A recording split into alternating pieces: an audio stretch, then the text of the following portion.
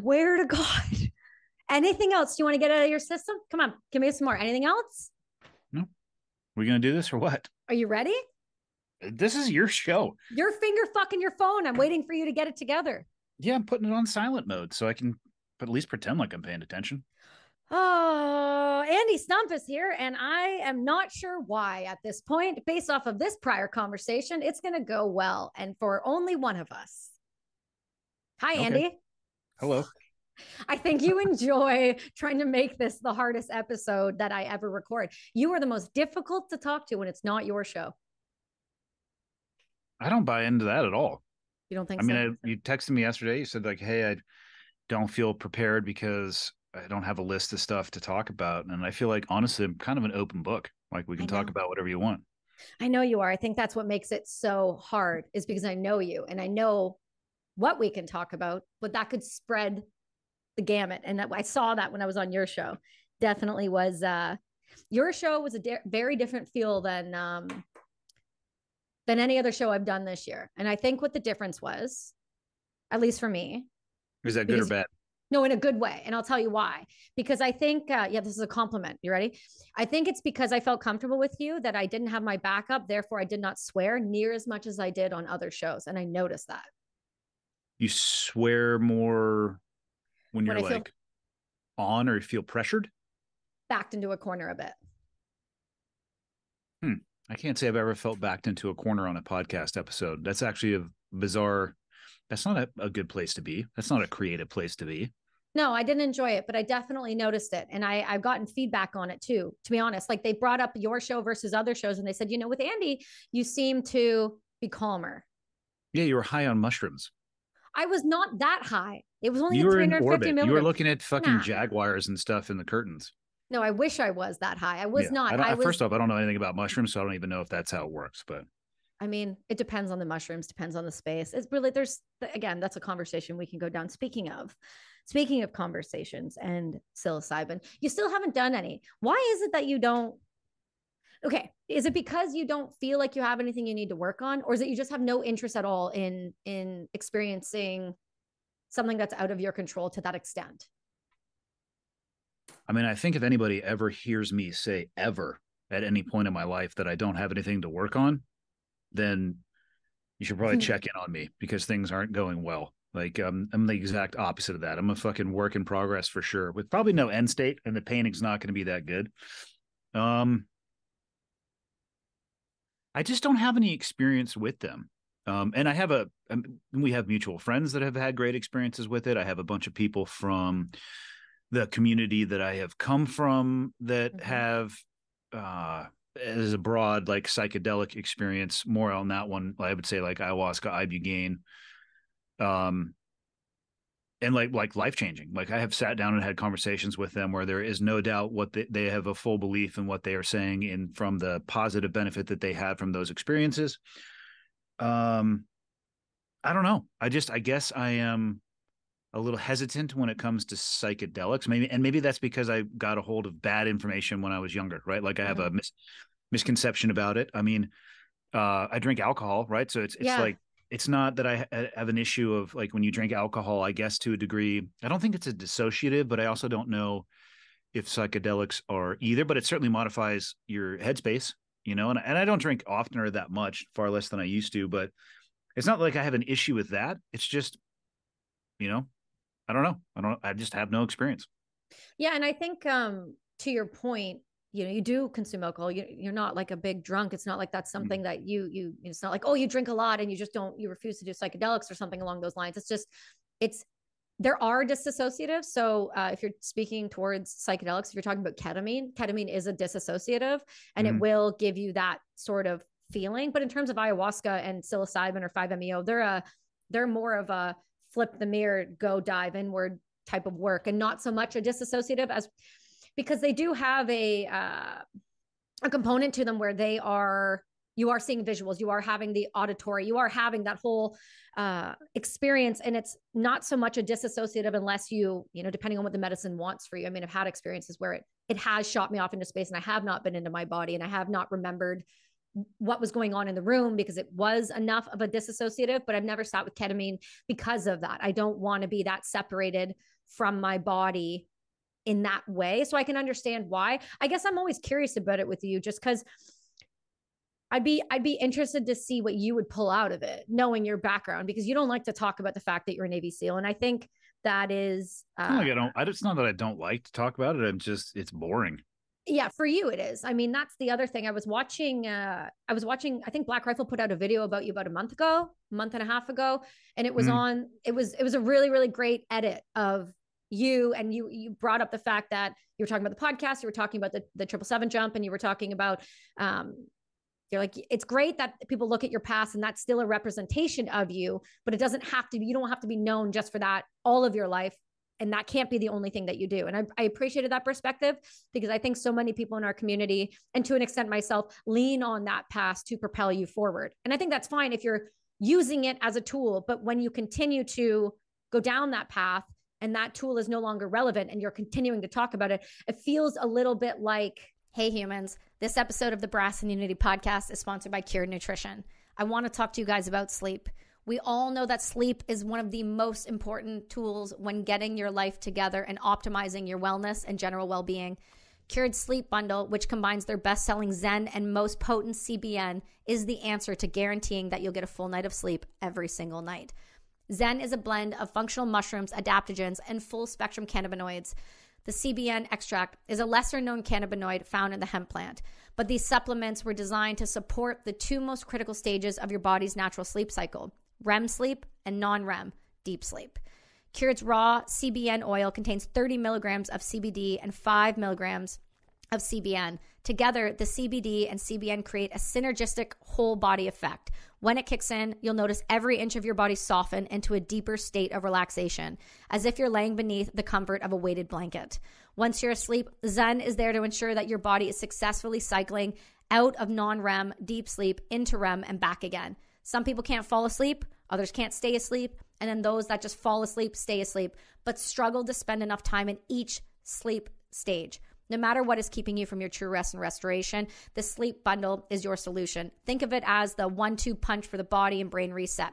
So I've been struggling with sleep for a little while now, dealing with TBI and other ailments, but I'm telling you right now, this stuff is legit. It gets me to sleep, it keeps me asleep, and I don't wake up feeling groggy.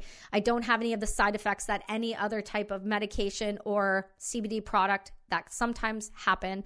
I've also been able to focus a lot more on what my body needs because I'm able to get into a deeper sleep. This stuff is amazing, guys, and I want you to go give it a shot. Cured is giving all of our listeners 20% off. So you can go and grab it at curednutrition.com/brass and check out. That's right, Cured Nutrition, CURED nutrition.com/brass, and get an extra 20% off. Improve your sleep. It'll improve your life. High school football. Yeah. I mean, I can give you an example from something that happened here locally. Okay. You know, I'm at the DMV, which in and of itself is a fucking nightmare journey. What do you guys have in Canada? We have a DMV and I have to go to it next week. It's a similar thing. Do you guys call it the DMV, Department of Motor Vehicles? I think we just call it I suppose so. I've never heard it called anything besides the place you go to get your license. So I'm sitting there and I'm very fortunate to know friends with a guy whose mom works there. So I have the ability to kind of provide information ahead of time that really expedites the amount of time I spend in the waiting room at the DMV, which is a cool exercise in viewing humanity. So I happened to get there, though. The person, she was helping somebody at the counter. And I generally, people talk about like, oh, you have to be situationally aware at all the times and get your back up against the wall and this, that, or the other. And it's like, I don't have enough bandwidth for that. And I don't feel like I need to be on edge all of the time. So most of the time when I go into an environment like that, I'm just trying to mind my own business. But it was like the tone of voice and the content of the conversation that I was hearing. And this guy is, for clarity, getting a disabled veteran license plate. And I am listening to, he's wearing a jacket that's like United States Marine Corps retired. Cool. Wear whatever the fuck you want to wear. He's got a hat on. And I listened to him talked to this woman for probably 15 minutes telling the story of how him and all of his Marine buddies, they get Corvettes and they have license plates, and he knows this veteran and that veteran and Vietnam this and Vietnam that. And again, everybody's life experiences are theirs to do with what they want to do with. But Vietnam, at like by the longest yardstick, let's say it ended in 1970, right? Like it's over 50 years. Mhm. I just don't want to be the guy sitting down talking about something that I did 50 years in the past. I think that you miss out on almost every aspect of life if your entire viewpoint is in the rear view mirror. I think that's a really good perspective. And I think for the people that are listening, that's going to irritate some people, but I think it's okay, because if you are always living in the past, how the hell are you supposed to be present in the future or in this moment? Yeah. It just drives me nuts a little bit, because we see that so often. And again, I'm not saying I'm not a part of that group, for God's sakes. I just wrote a book where a portion of it, but I can understand your feeling in that on a very small scale compared to how well you're known in the space or around the world because of your jumps and because of the other things that you've done. It seems to always come back to the Navy SEAL, but that's just a small part of the chapter that you have. You've done so many things since. And, a lot of when I told individuals you were coming back on, they asked, the Patreon brought up a few questions. And one of them that I think I've asked you, but I don't know that I got a deep answer, before you decided that you wanted to join the military, take the SEALs out of it, when you were a kid, did you see your path going down that way? Did you have a path? Was that something that you already knew from a young age you were going to strive to do? Yeah, I decided I wanted to be a SEAL when I was about 11. So, if the SEAL community had been a portion of the fire service, then I would have gone down that path. To me, it was I didn't really care what branch of the military that they fell under. It just like joining the Navy was just like an ancillary portion of trying to pursue being a SEAL, because that's what I had to do to go down that pipeline. But it was from a super young age. Okay. Yeah, I wasn't sure about that when somebody asked, and I wanted to retaliate with a proper response, but I didn't really have one. Feels like 11 is young, but I suppose if that's something you're being influenced in, it makes sense. Probably was the most common narrative of the people that I worked with, would be a desire, a discovery through a variety of ways, whether it was through somebody that they knew or, there was obviously far, far less types of media. There was no social media. So you're talking book, magazine, TV show, right? Probably Hollywood movie. But once they figured out what it was like kind of like a magnetizing force driving them towards it. So it is uncommon. People hear me say that I knew what I wanted to do since I was 11, and they're like, oh, wow, that seems really uncommon. And I think it is, but it was the most common narrative in the people that I worked with. Which tracks and makes complete sense. But you had hey humans, I know you've all been seeing me drink HVMN's Ketone IQ lately. This is a game changer. Jet fuel in a bottle. I use Ketone IQ for everything in my life, whether it's running, cycling, podcasting, or just the extra boost that my brain needs. I won't lie, it helps push me to the next level in all things. I love Ketone IQ and what HVMN stands for. Go grab some shots today at hvmn.com and use the code BRASS20 and save. You joined when you were fairly young. So you went the upbringing of your children and everything went through that. And somebody wanted to know, based off of your profession, based off who you were and where you're at in your life, when you became a father, what was the biggest fear that you had once you became a father for the first time? God, it's probably hard to put a finger on just one. From anybody who's gone from 0 kids to having 1 or is in the pipeline of doing so, I think the biggest fear is, it goes back to the fear of the unknown, right? You read all the books, what to expect when you're expecting, and everybody who has kids will give you books to read and tell you about things that are, potentially could happen. I had never changed a diaper until I had a kid, or like, you just don't know what you don't know. And I think that's probably the scariest thing about becoming a parent. And then of course there's the issues that can arise when your children are completely and utterly reliant upon you for everything, to include like food, water, shelter, all of those things. And I'm getting ready to go into birthday season, actually starting this Saturday. My daughter turns 15, and shortly thereafter my middle son turns 18, and shortly thereafter my oldest son turns 20. Oh, geez. And let's just say the complexity of the problems at their age are, I mean, I would, if I could go back into a time machine and only have to worry about shitty diapers, I'd be more than happy to take that journey. I mean, you're talking about, at a certain age, social circles and teachers have more influence over your kids. And well, they at least have more time with them than you do as parents. I mean, the influence could probably vary, but all of the stuff that you and I grew up through, the social pressures, whether it be drugs, alcohol, sex, relationships, all in combination. I mean, I think it's the journey of every parent. Like you're going through that phase as when you're younger and you're like, oh, I'm fucking living my best life at the age of 16 and not thinking a second about how your parents are probably staring at the ceiling fan at night, wondering whether or not you're going to come home alive. And yeah, here I am. I'm shocked you did come home alive at some of these points. I did my best to try to not to, and still, fortune favors the bold, I guess. I suppose you were made for something bigger, I guess. I don't know. I don't think so. I think honestly, I think luck is probably the, determining factor for most people in their lives. You really believe that? Yeah, I don't think I was put here, or I land kind of like in the middle on everything religious and spiritual based. Like, I don't fucking know. I'm agnostic at best. Maybe there is, maybe there isn't, but I certainly don't think I was put on this earth for any type of special purpose. Were you raised in a religion? I remember going to Sunday school when I was young. I believe it was an Episcopalian church. But it never made any sense to me, and maybe that was because I don't know. I actually don't have any idea why, but the stories as they were told never landed with me. And maybe that was just a measure of who I was at the time. But as soon as my mom gave me the chance or a decision, I could make my own mind as to whether or not I wanted to go with her or not. I chose not to. I never found my way back to religion. And was it your mom that was religious, or was it your mom and your father?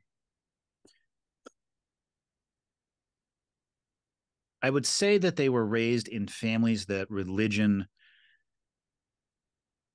was of some level of importance, but they like a little bit of dilution, like it might have been, I think it was far more important for them, for their parents, than it was for them. And I think they let my sister and I have a far more of a heavy hand in the decision whether or not we wanted to be involved in it. I mean, they're definitely aware of religion.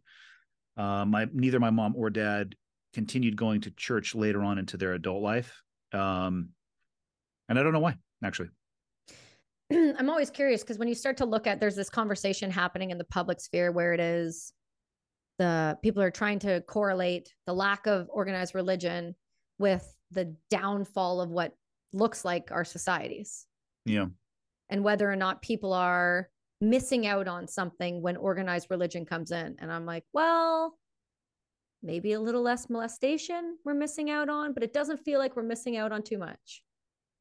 Yeah, I'm not an expert on religion. I think at the end of the day, they are supposed to be a framework or a skeleton for a way to live your life in a manner that, from my understanding at least, is, from what I understand and from what I hear from people who are religiously active, there's a large component of forgiveness inside of religion. There's a large component of service beyond yourself.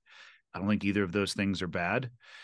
There is a scale of right and wrong, which seems to be like a 4-letter word in modern society, where there can be no right and there can be no wrong. And I think, and it does, maybe doesn't have to necessarily come through the lens of religion, but I think as a society, if we can't even agree on what is true and what is not true and what is right and what is wrong, I'm not so sure it necessarily has to do with the religious impact on it, or whether it has more to do with where we are at as a society and whether or not we are actually,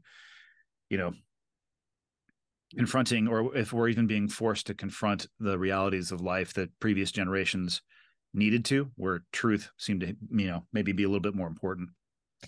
Is that what you think is happening? That we are having to confront basically what the past, because they didn't confront it, we're now being left with all the bullshit to clean up on some level? No, I think we're living in the safest time that there has ever been in the history of humanity. And when you run out of true like challenges, you can create and manifest them for yourself. So, yeah, you and I are on the same page then when it comes to basically North America's way of viewing issues and how we continually create our own because number one, we have nothing better to do. Number two, we haven't been tested in a long time. And it feels Most like people haven't been. Yeah, most most, people haven't been. I don't think most people realize how utterly fucking convenient the world that they live in is. I hear you have these conversations when I listen to your episodes with like Glover, Evan, things Mhm. along those lines. And you always seem to take it to a new level when it comes to how you discuss what's going on in the world and the I don't ways even know to what that means. let me finish. Let me fucking finish my thought. God damn it. This is what these conversations are like with you. I got to finish the Okay. thought in like a 30-second basis or you just trail off. My point is, Maybe there's shiny objects in here. I don't know. they're not. I've been in there. Maybe I put some in since you were here last. You're full of shit. You have not. It's true. Yeah, I know. I'm right about a lot of things, including you. So when it comes to things like that, though, and the way that the world is, and how we are raising our kids to either feel safe or change the world for a better way. How are you doing it with your kids? Because you do have three, Hmm. and you do talk pretty openly about the times that you had to be away. Yep. And like you said, the teachers are around them more often. So, how are you instilling these true meanings of right and wrong and this true identity of you don't have to follow everyone, you don't have to do what everyone says, and it's not that bad? Just open and honest conversations. I mean, a lot of it with kids at their age, I think, is about listening as opposed to trying to impose your will on top of them. I mean, I remember being their age. You think you know everything at the age of 18 or 20 years old. And then you look with a few decades in the rearview mirror, like, wow, I didn't even know what I didn't know. And there's nothing wrong with that. But I think if you want to have a communication, with your kids at that age, you need to really manage and meter how much you are outgoing with information and how much you are receiving. And you might be a little bit better off listening, taking some time. Like, you don't have to win every argument or conversation with your kids. I think that's something that's really important because I have seen kids pushed away from what their parents would want solely because their parents were so forceful. It was like, every if you're a hammer, everything's a nail. So they just tried to nail everything in with the kids. And, I don't want my kids to get hurt, but I don't want them to be robbed of their opportunity to make mistakes. They need to make those mistakes to become the people that they're going to be, to gather the experience that comes from those mistakes. So I give them my opinion if they ask me about the opinion. And then the best thing that I can do for them is to try to be the best example that I can in my actions, a congruency between my actions and my words. And so that's what I focus on. And, the limited time that I have with them, I don't want to force them to try to listen to what I believe and to try to mold them and shape them. Not that I don't want those things to happen, but that's not what I want all of our time to be. So I'm very cautious of that. Well, it seems like you're preparing them properly, and that kind of brought me to my point where you trailed off there, which was your preparation. Because I see that you've been doing a lot with Fieldcraft, and I see that you guys have been speaking and having these conversations with individuals. I want to know a little bit more about your view on the being prepared and how individuals can not only teach those around them, whether it's your children or your community, but learn themselves.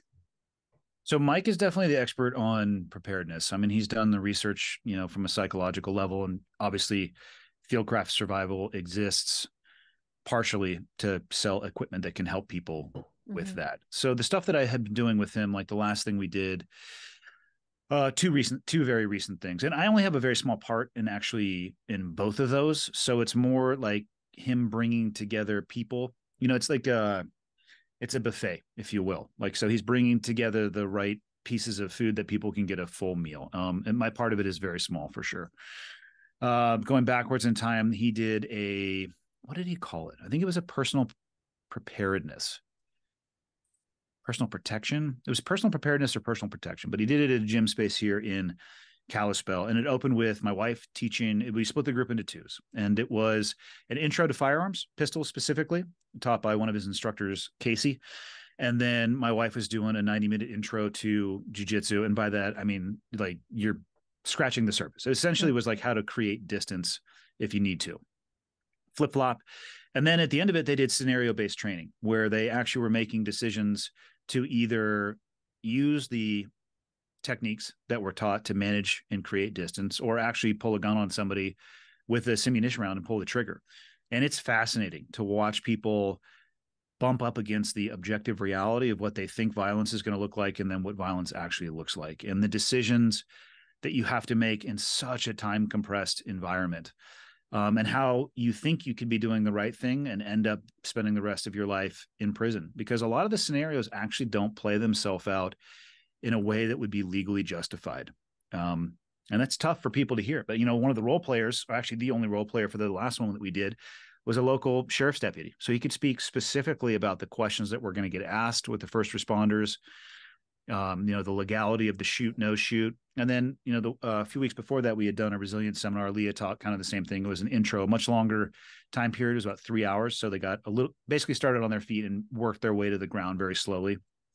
Again, I would say it was an intro to Brazilian Jiu-Jitsu, but it was not what people would think it actually was. There was zero rolling whatsoever. It was kind of conceptual.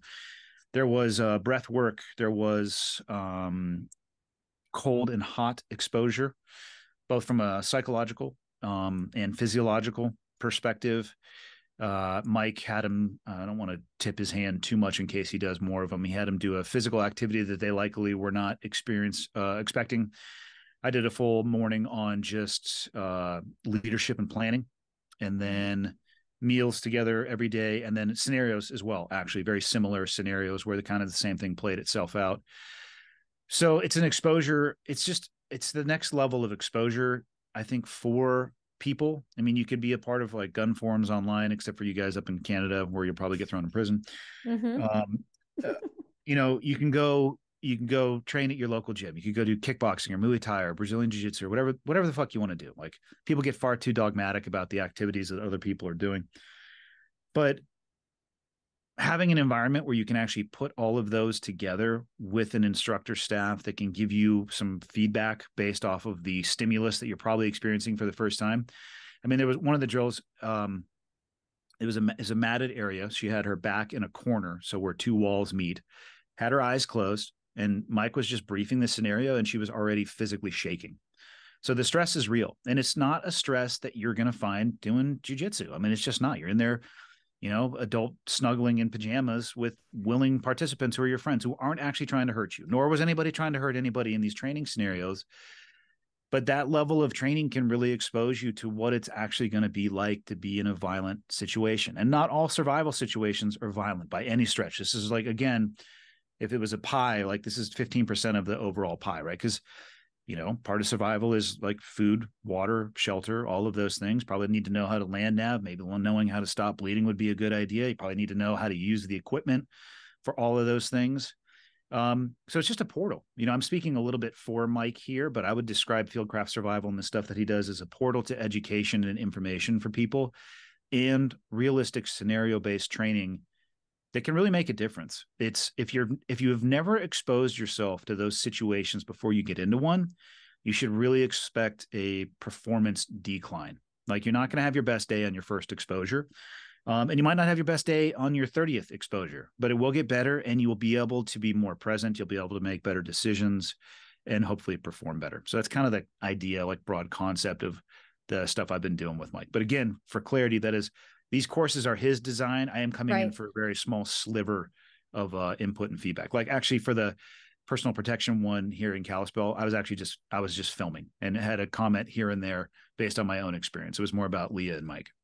It's interesting because I've been watching them happen from afar, because you guys do them in the States and things like that. Mm-hmm. You haven't done one.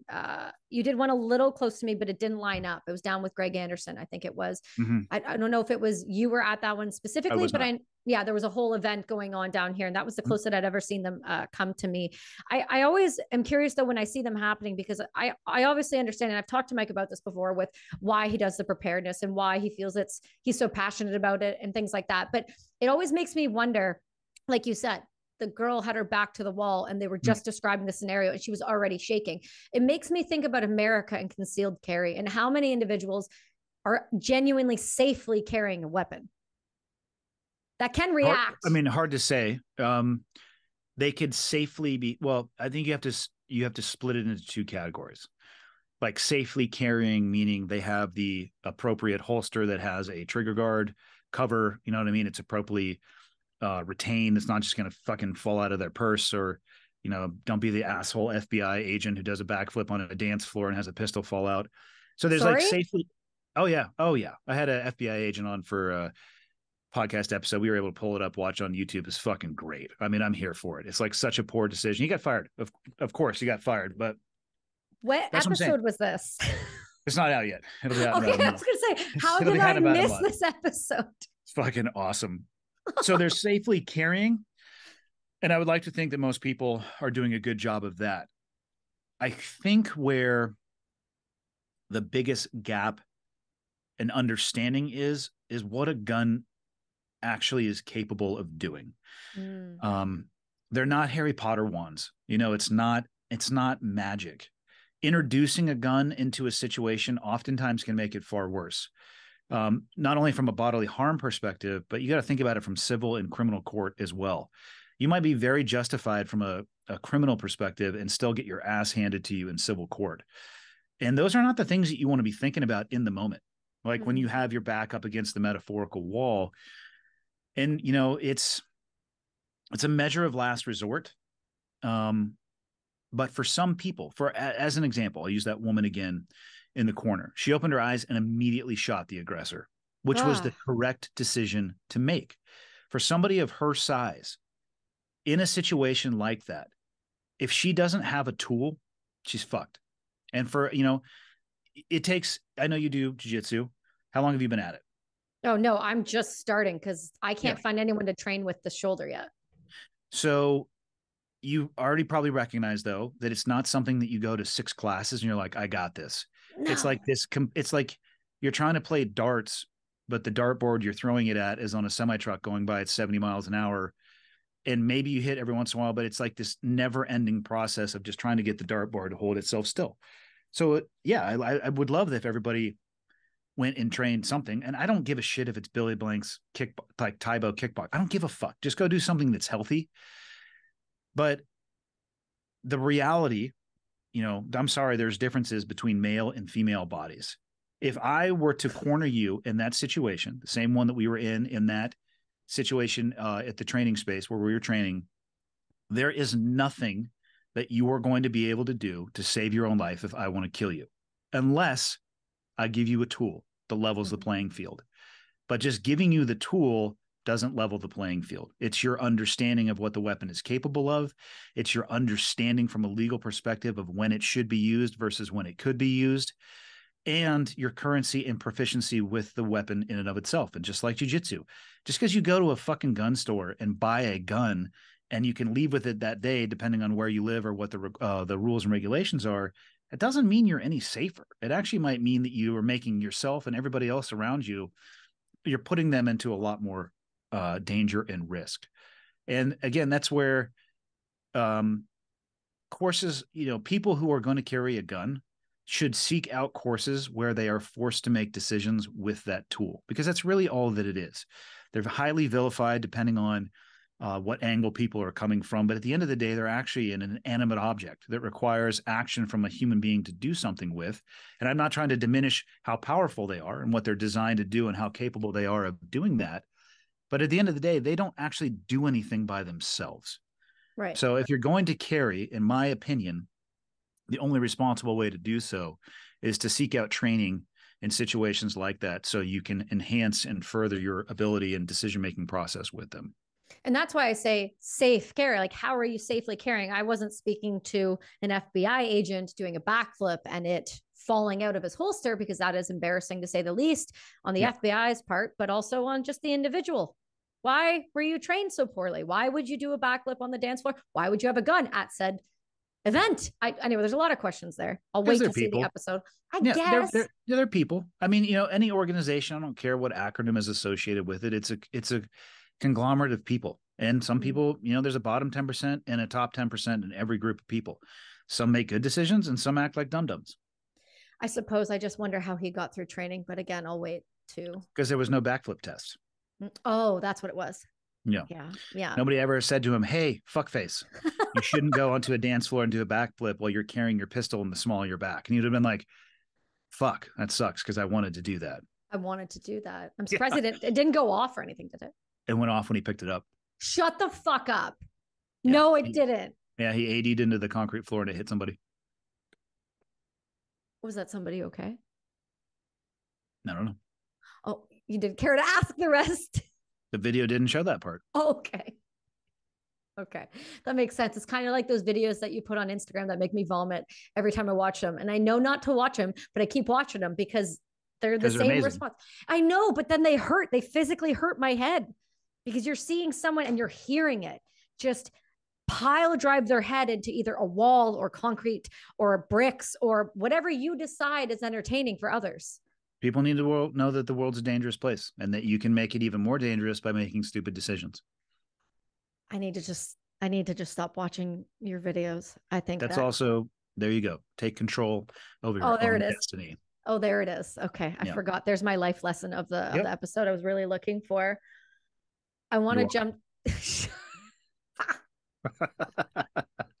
This is why I texted you last night and said, look, man, what are we going to talk about? Even though I had an entire list of preparedness. I think it's hilarious that you have to have a list to have a conversation with me. I just sit down with you and hit record and we talk for hours. It's not that hard. It's not about the list. It's not about your job the list. Better. I am doing my job better. It's not about the list. It's about making sure that I'm getting something of substance that people genuinely find useful in their life. How many podcasts? You might want to have a different guest then. I mean, I think you have useful information sometimes. A little bit. Depends on the topic. I got a lot of fucking ridiculous, useless knowledge upstairs. Yeah, but I prefer the ridiculous, useless knowledge, especially when talking to you, because you can tangent on things just as good as anybody else, including myself, which therefore ends in very long conversations that you often shut down because you say, I have something more important to be doing. Yeah, I'm not going to talk to somebody for 5 hours. I know. I'm really sorry for that. Yeah. You can talk to somebody for 5 hours if you want. Your attitude right now. I'm just saying. Human garbage. You do you, and I'm going to do me. And if you want to do 5-hour episodes, fucking go ahead. It's not that I want to do 5-hour episodes. It's that people just don't cut me off. Okay. Yeah.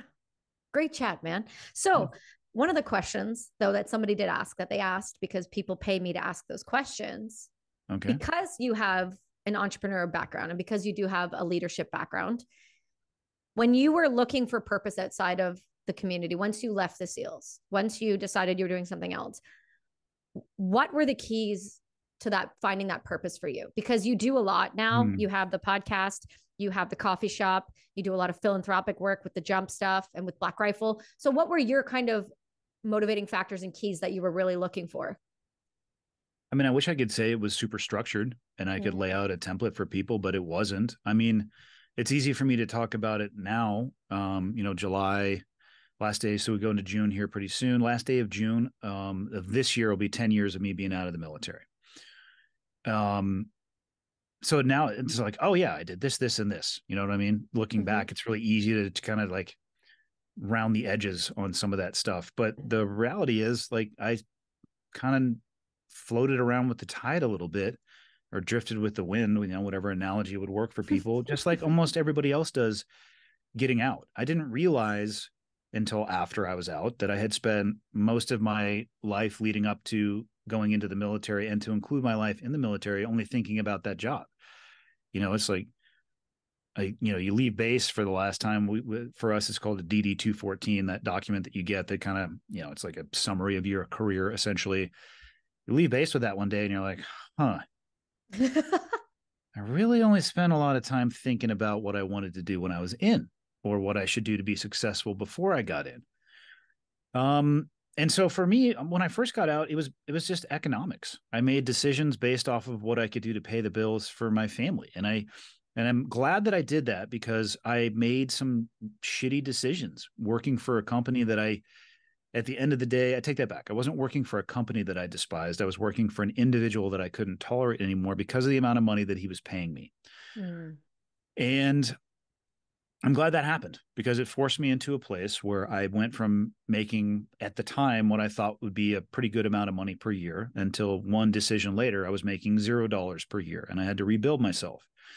And that's where I dove in a little bit more into the skydiving world because I knew I had loved it. And I, essentially became a professional skydiver and base jumper for a couple of years, but I was also doing some flying stuff at the same time. The leadership development and speaking was picking up.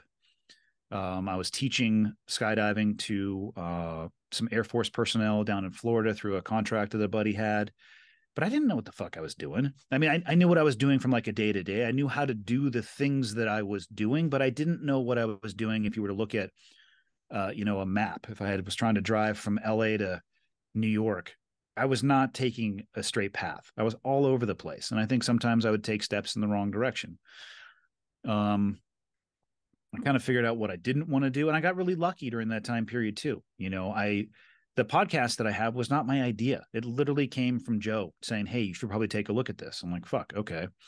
The fundraising stuff was not my idea. Actually becoming a professional skydiver was not my idea. It was ideas from people in conversations that I'm glad that I had, because it allowed me to at least take that suggestion and go down the road with it a little bit and then reevaluate and reassess. Like, I don't want to be a professional base jumper anymore because it's just too dangerous. I don't have the time to stay current and competent to keep myself safe. Skydiving, different story.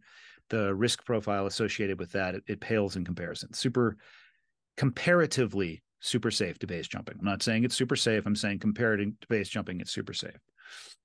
And found my way to, where I am now, where I'm not that far in. I don't consider myself truly to be an entrepreneur. I do own a business, but it's the first time I've ever had employees working for me in the coffee shop here in Kalispell. We've been open for coming up on 5 months now. The public speaking stuff has stayed the course, and it's something that I really enjoy doing because it's just teaching at the end of the day. The podcast grew into something that I never thought it would be. I didn't know what the fuck I was going to talk to people about. And I still don't sometimes. We don't have to rely on lists, and writing stuff down. Mm-hmm. Some of us can just sit down there and, just have conversations. The key to that is listening. So you should probably do more of that to your guests instead of just, trying to drive the conversation, but, to each their own. But I can't sit back. It would be dishonest for me to sit back and be like, oh yeah, and then I found my purpose right after leaving the military. And then I did this and that. Reality is I didn't know what the fuck I was doing. And so I just did what I had available to me to pay the bills at the time. And it slowly worked itself out over time. Why skydiving then? You said you talked to somebody, but what was that conversation? Because that seems like I suppose it's an easy transition because you did do the jump work in the service. Mm-hmm. I loved it when I was in. Like, I always, skydiving for me, the first time I jumped out of an airplane, I was like, this is fucking awesome. So in the military, I was able to pursue all those schools and I was able to develop that skill set. And so when I actually got out of the military, I lived like 10 minutes from a drop zone in San Diego. You could hear the airplanes taking off in the morning, and I was going out there and jumping anyway. So it was more just like, you know what, let's take this thing for a spin and see if we can make it work. It's an interesting one to get into. How would you advise anybody about that? Because there are quite a few people in the community that want to jump, or they're looking for something that's going to give them a rush again, if you will, of adrenaline that they haven't felt since a deployment or a firefight. So how does somebody even begin that process? I mean, the lowest barrier to entry is just finding a drop zone and doing a tandem.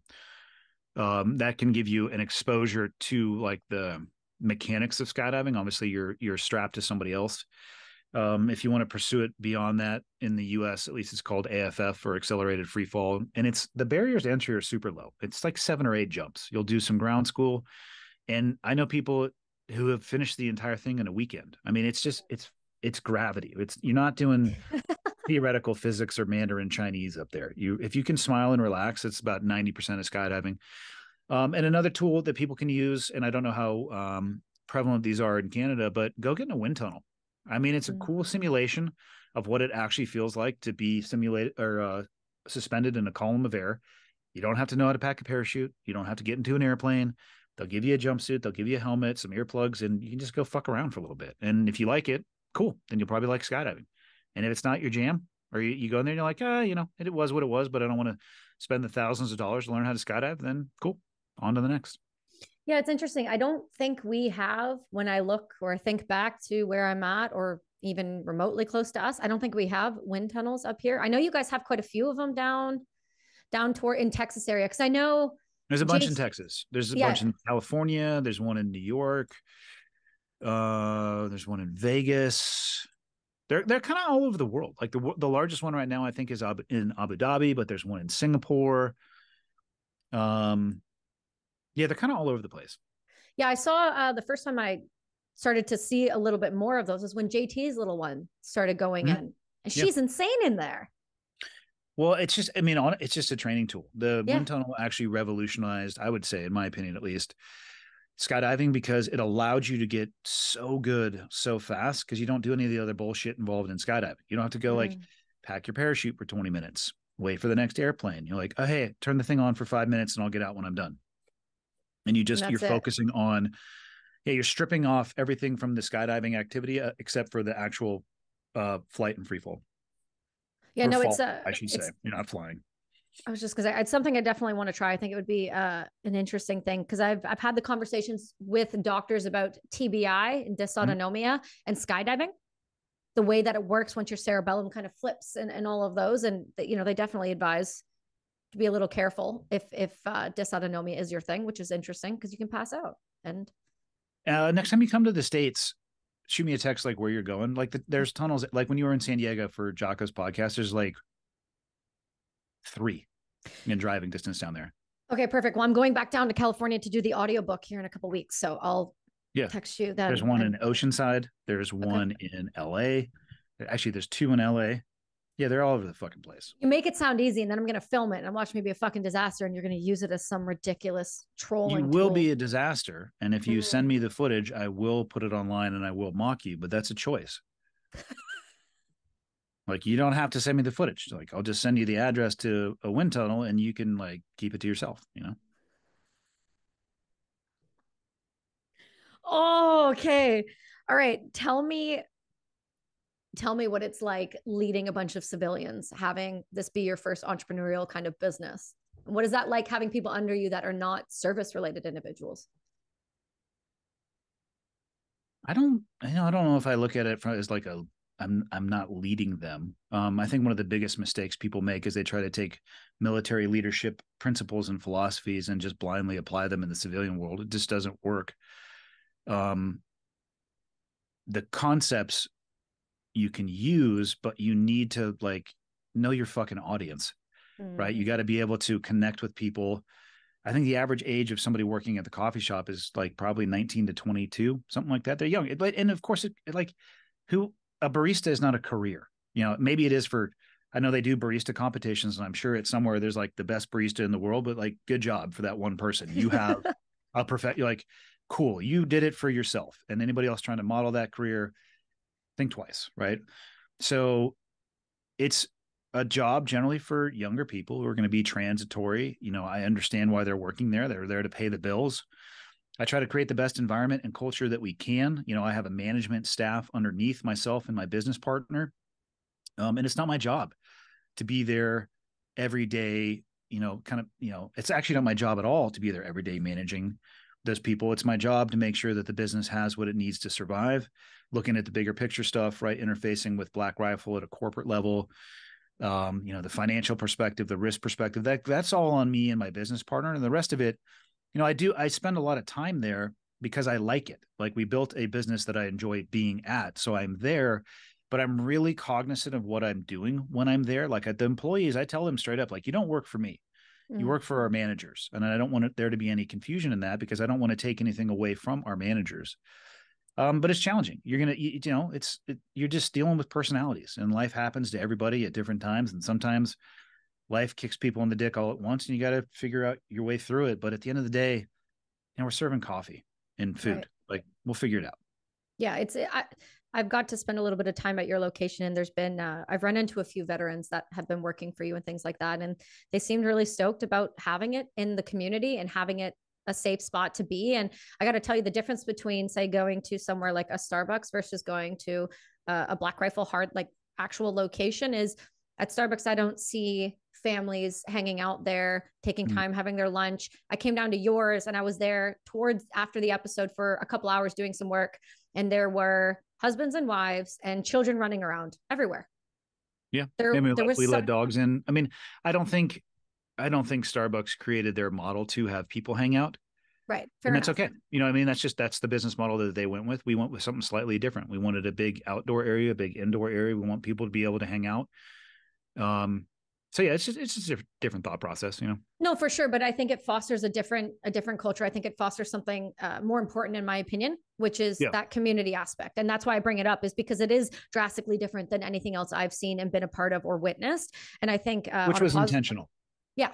Yeah, that was intentional. Yeah, and I can see how that was intentional. But like I said, I still think it's really good to acknowledge.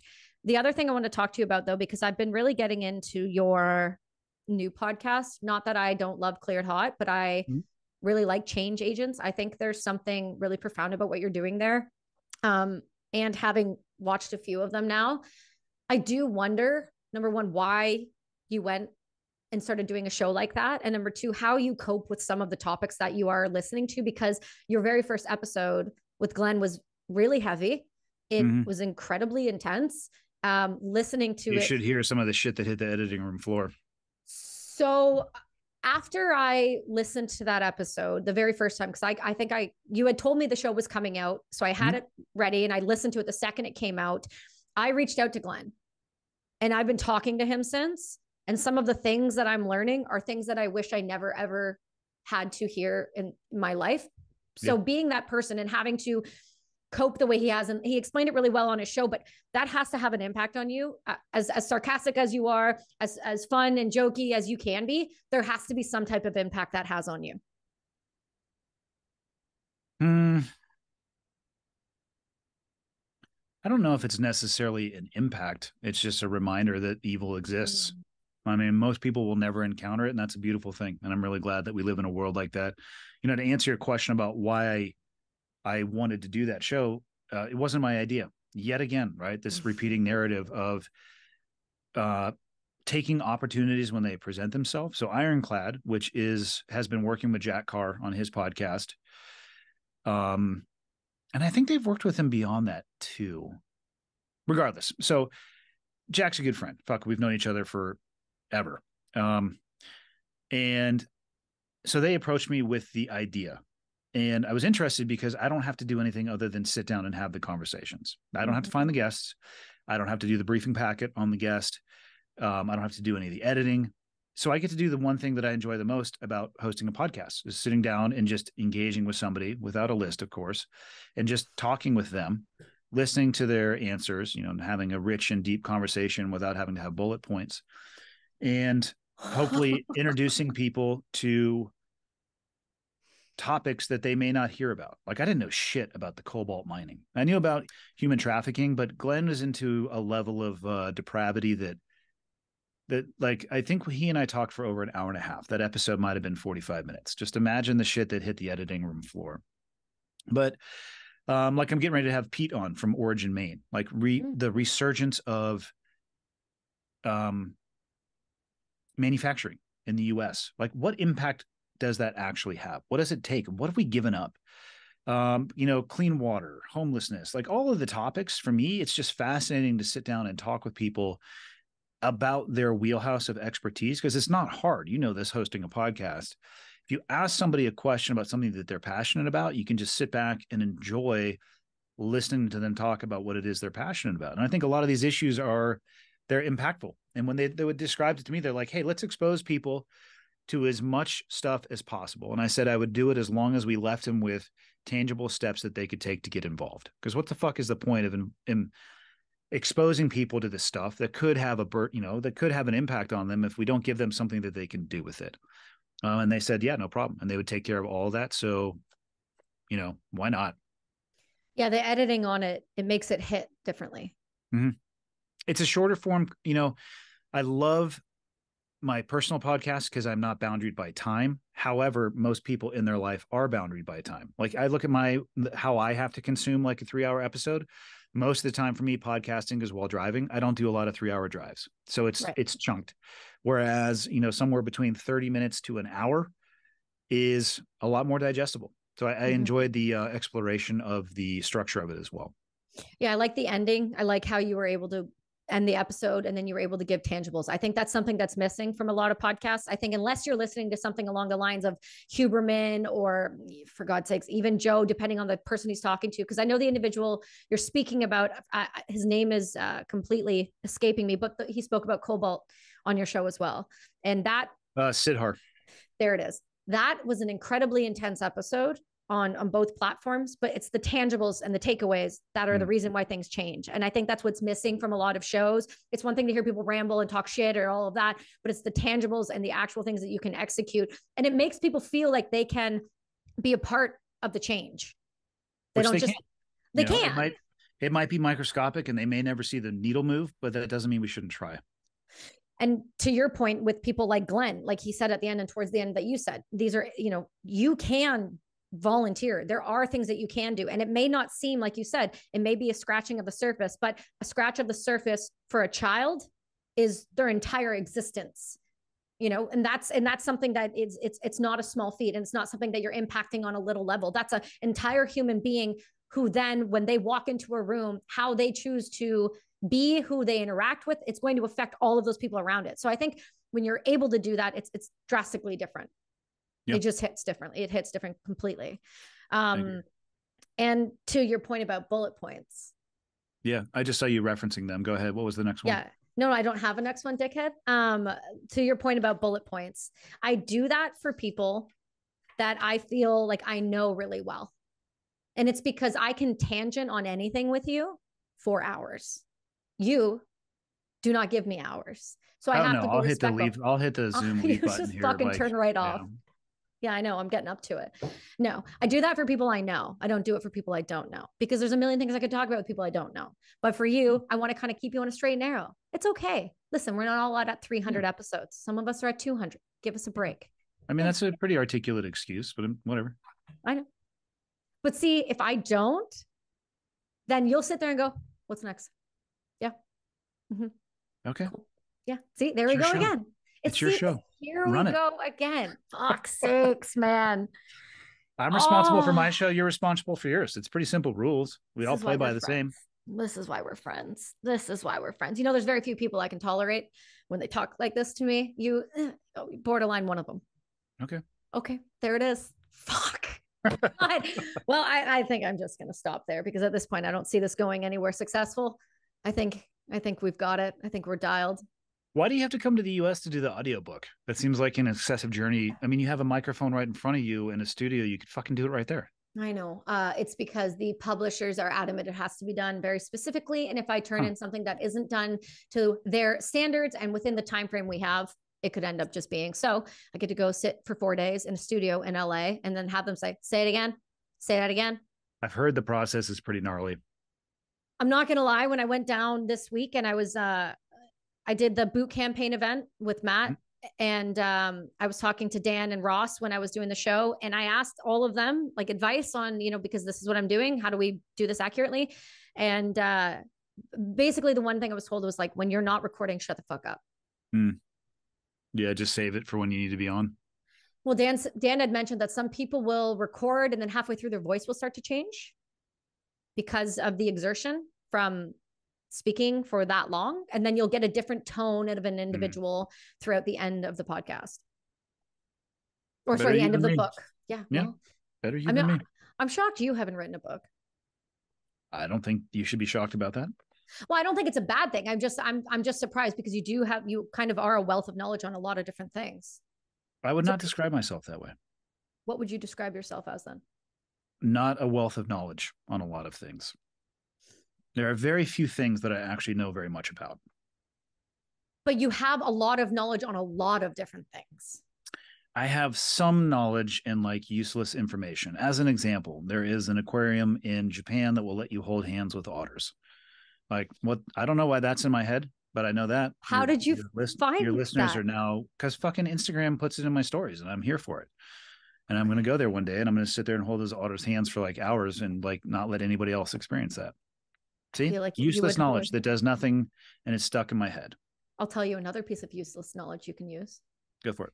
Did you hear that orcas up towards like Norway? Yeah, they're teaching each other how to attack boats. That's fucking awesome. It depends on whether or not you're in a boat.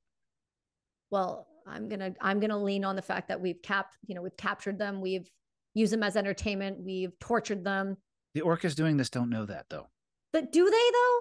I don't think so. I believe on my very limited research that I've done on this is that that orca, when it was an adolescent, had either a near miss or a collision with a vessel, and they're doing it as retribution. But it was a wild orca. Yeah, I got to think about that a little bit more. I find that fascinating. Yeah, well, it is fascinating, especially if they're doing it as like retaliation. It's like, holy shit. That's brilliant. Well, they're brilliant animals, and then we put them in tanks. So, are we still doing that though? Yeah, you guys have one. Lolita is down in Miami. A buddy of mine, Phil Demir. Do you know who Phil is? The walrus whisperer. I don't know anybody who's a walrus whisperer. So he's from Canada. He lives near what's it called? The Falls, Niagara Falls. Anyway, he a while back, like a decade or so back, he used to work at Marineland. And he was a whistleblower at Marineland for the animal treatment. And he was called the Walrus Whisperer because there was a walrus that when they got it imprinted on him. Joe's had him on a bunch of stuff. I've heard him on. Yeah, I know exactly what you're talking about. I've heard him on Joe's podcast. Yeah. So anyway, he's a buddy of mine, but he was sued by Marineland for tweeting, "Feeling cute, might go steal a walrus." And the RCMP showed up at his door. Anyway, there was a 10-year legal battle that just ended. And all he wanted to said, I will stop countersuing, but you have to give me the walrus. That's it. You have to give me the walrus. And the whole deal was, I'm not going to take it home personally. I want to put it in a sanctuary where it's actually with its baby and it's safe and it's not chlorine in the water. Anyway, this went on and on and on. And finally, the whale that was in captivity in Marineland, she just passed away. And then now there is one in Miami. He is down there right now. At SeaWorld. Yeah, it's at SeaWorld, and her name is Lolita, and she's been by herself for decades, and she does all the same behavior where she smashes her head up against the wall. She doesn't eat. They torture these animals for our entertainment. And so when I see things like the orcas are fighting back, I find that not only comical, but I think it's brilliant, and I think it's a fun fact that people should know about. Yeah, can't argue that. I'm honestly still shocked that they would have any of those animals in captivity at this point. Well, if you want to just get sick to your stomach, just watch the documentary Blackfish. Well, you would think, and that was this was right around the time that Phil had everything kind of come out, and it kind of boomed along those lines. But then you still have a ton in captivity in Japan and in China. You still have the culls in Japan with the dolphins. Like these things are still happening in really, really intelligent areas where people know better, but yet we still act as if we're assholes and think that these animals feel nothing and that they're our property to exploit. Yeah, most people are stupid. Yeah, that's true. Unlike the otter point, that wasn't stupid. Any other fun facts? Not currently. Okay, well, that's disappointing. I was hoping for one more before the show ended, but I suppose I'll bring them up as they come to me. I can't really control when stupid information comes to me. It just pops in and that's it? It really does. And oftentimes I can't stop myself from saying anything about it. No, I've seen that via our tangent about transgender rights in Canada when I was on your show. Yeah. Yeah. Did you get any backlash? I've been fine. Have you got anything? No. Oh, okay. I think the truth when you're stating it. I don't claim to be an expert on anything. Like I can talk to people about my opinion on stuff, and if they don't agree with it, I don't really give a fuck. Yeah, and I don't think you have to be an expert to see that this is just all wrong in a lot of different ways, but that's neither here nor there. Yeah, I'm curious how long we're going to continue to play it out before there is a more substantial correction, but I don't know. Smarter people than me can figure that shit out. I think you're starting to see it in America. I think you're starting to see it really quickly. I believe like Montana was like one of the first states to ban gender. It was TikTok. No. That was TikTok too. But no, Montana and a couple other states are now banning puberty blockers and the ability to get access to them in those states. I think you're seeing it walk back. You're also seeing other states where they are not allowing not a transgender individual, what's it called? A drag queen to be in a library and be speaking to any children. Like you can't go and do story time with the drag queens anymore. Like states are starting to ban it aggressively, which I think that's the tide changing slowly. I'm optimistic, but I don't know that it's going to go all the way. Yeah, I think only time will tell, and how much people are, willing to be tolerant. I think I think people are coming to their end of their tolerance on a lot of things in America and Canada, to be honest with you. I agree. The difference is Americans will do something about it. Canadians will just sit there, but it's fine. Well, fair enough. And I'll just come to America at that point. Now, in Canada, when you were bringing up the gun stuff, I didn't want to interrupt you because you were kind of on one there, but there was when you talked about the repercussions of not knowing the legalities around having a weapon and whether or not you can pull it and what would happen to you. In Ontario, there was an individual, somebody broke into his house. He made it, but well aware that he had a weapon, and they shot and killed him. And now he's going to be doing life in prison. Yeah, that doesn't set a very good precedent. No, no. So, and I mean, I witnessed that when I was down in Texas. I carry my, what's it called? I think it's my Speed Goat from Montana, and I carry it just in my back, so it's it's accessible to me.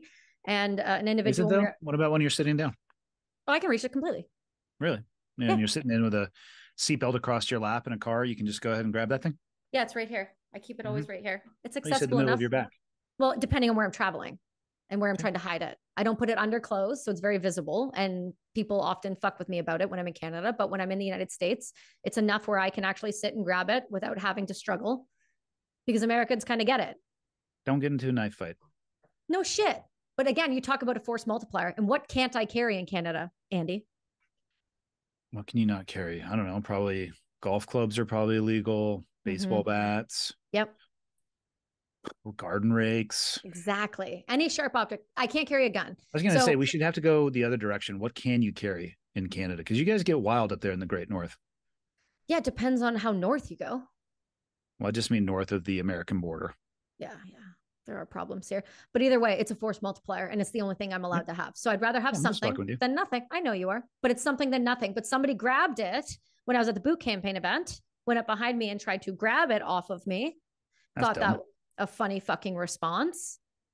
Yeah, that was cute. Anyway, my point is, when you brought it up, I was trying to articulate the fact that it doesn't really matter if you want to feel safe in this country. You don't get to. You're not allowed to. That's just the realization. And that's why I want everyone to at least have something, whether it's a small knife or a sharp object. I don't care, but you need a force multiplier, especially in this country. Are the people who make the laws in Canada, are they protected by an armed security force?